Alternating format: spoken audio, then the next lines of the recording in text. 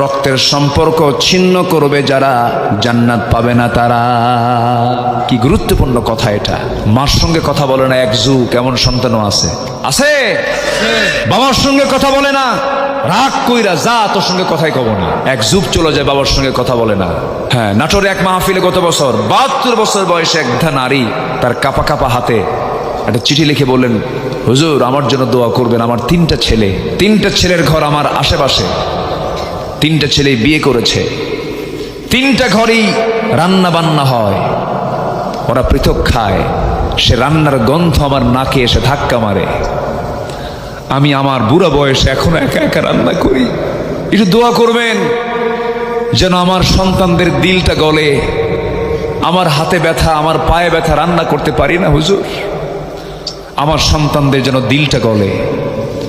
যে মা ওই 3 সন্তানকে এক হাঁড়িতে একা খাওয়ালেন, আর 3 সন্তান মিলে এক মাকে একা খাওয়াতে পারে না, কত বড় কষ্টের কথা। সমাজে আছে না নাই বলেন তো? আসতে বলবেন না, আছে না নাই? আত্মীয়তা আমরা নষ্ট করব না, নষ্ট করলে কি হবে? আল্লাহ বলছেন আমার লানত তোর উপরে পড়বে। আহা আমার বন্ধুগণ, মায়ের গুরুত্ব কত, মায়ের দাম কত। আমার নবীজির প্রিয় একজন সাহাবী দুনিয়া থেকে বিদায় নেবেন, বিদায় লগন চলে আসছে, মুখে কালেমা বের হয় না। রাসূলের কাছে রিপোর্ট চলে গেল, রাসূল বললেন শোনো, এমন তো হওয়ার কথা না, আমি তো তার প্রতি মনক্ষুণ্ণ না, সে মুনাফিক না, সে ভালো মানুষ, দেখো তো তার মা বেঁচে আছে নাকি।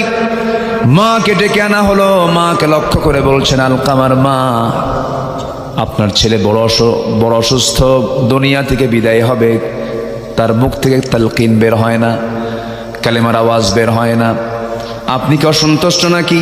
হঠাৎ করে মা হাওমা করে কেঁদে উঠে বলছে, আমি অসন্তুষ্ট, আমার সন্তানকে আমি মাফ করবো না, আমার সন্তান আমার সঙ্গে বেয়াদবি করেছে। রাসূল বললেন, মা আপনাদের সন্তানের মা, আপনি তাকে মাফ করেন না, মাফ করব না। আমার নবীজি কিচ্ছু বললেন না, শুধু বলে দিলেন, ও সাহাবীরা অবাধ্য সন্তানকে আগুনের কাঠ দিয়ে জ্বালিয়ে পুড়িয়ে ভস্ম করে দাও। এমন সময় ওই সাহাবীর মা বলতেছেন, ইয়া রাসূলুল্লাহ আমার 9 মাসের গর্ভে থাকা সন্তানকে আমার চোখের সামনে আগুনে পুড়ে মারা হবে, আমি কি সহ্য করতে পারবো নাকি? যত বেয়াদবি করেছে সব বেয়াদবি আমি এই মুহূর্তে মাফ করে দিলাম। সঙ্গে সঙ্গে সন্তানের মুখ থেকে বের হচ্ছে, আশহাদু আল্লা ইলাহা ইল্লাল্লাহু ওয়াহদাহু লা শারীকা